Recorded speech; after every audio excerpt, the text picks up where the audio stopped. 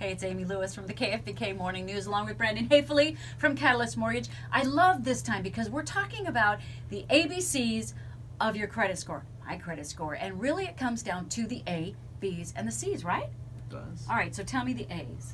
Accuracy. So how's that? You know, accuracy is very important with credit. Most consumers don't realize that even today, your credit report, mine, most people's, has small variations that could affect their credit, meaning inaccurate information Sure. that can affect your credit. So, in other words, so how do you check on whether you do have inaccurate information? Well, with all these things, with ABC, you're going to want to check everything on a monthly basis and even every couple month basis with either My Free Credit Report, that's a yearly thing, Right. or a credit reporting service that you can actually get alerts, but then also see the credit history on what could be inaccurate compared to what of that particular trade line. But accuracy of each account that you've had is very important. Okay, so talk to me about making sure that your amount of debt is not going to flip out the company that you want to work with to say get your loan. Well, when you're looking at debts, Yeah. you're looking at balances. So B, the balance of ABC. Okay. The balances is important because, first off, whenever you're pulling out credit, if you pull a bunch out all at once, Yeah.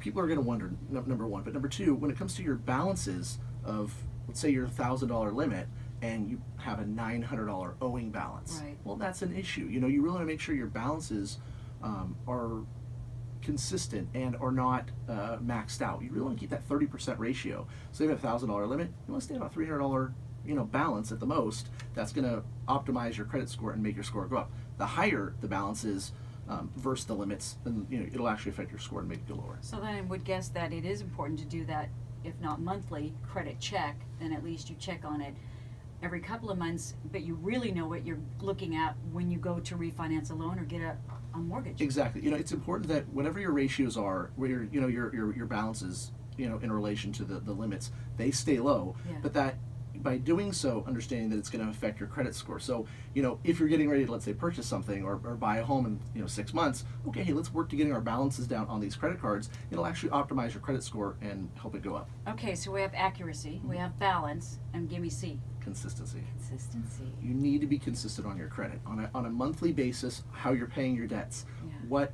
balances you have that you're going to pay off. Maybe you have a credit card that is paid off in full, or they're trying to tell you, hey, maybe switch it over to a monthly. Don't. Keep consistent on your payment history.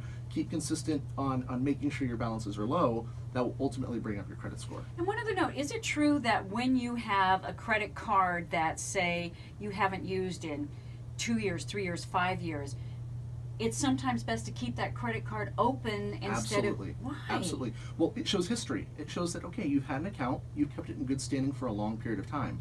One thing consumers have to their ability is Yeah. these websites that let you check your credit score. Right. They also have what if simulators. So what if I closed my account? What if I paid the balance down? What will it do to my credit score? Most people don't realize that just shutting an account, paying off debt, and closing an account actually can have a big negative effect. So I'll give you an example. I real love quick. that what if simulator. I What should if? have that in life. All right. Okay, go So ahead. so when you have a credit, when we do a cash out loan for somebody, Yeah. we're trying to pay off all their credit card debt and build their credit score. We really will tell them, okay, we're going to pay off your debt. We do not want to close any of your accounts, right off the bat.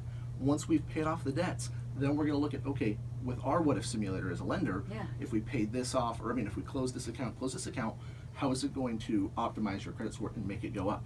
If it's not going to, we tell them to leave it open. My gosh, if I was going to refinance, and I have with him last year, I would do the what if simulator. I mean, that is really cool. I would want to know all about that. So that's just one of the things that you can talk to them if you call Brandon at Catalyst Mortgage, and I would recommend you do.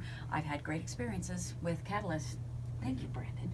So you want to call him 287-7777. That is the number, 287-7777. And don't forget the Catalyst Report on Monday mornings at KFBK from 7 to 8, or go to catalystmortgage.com right now.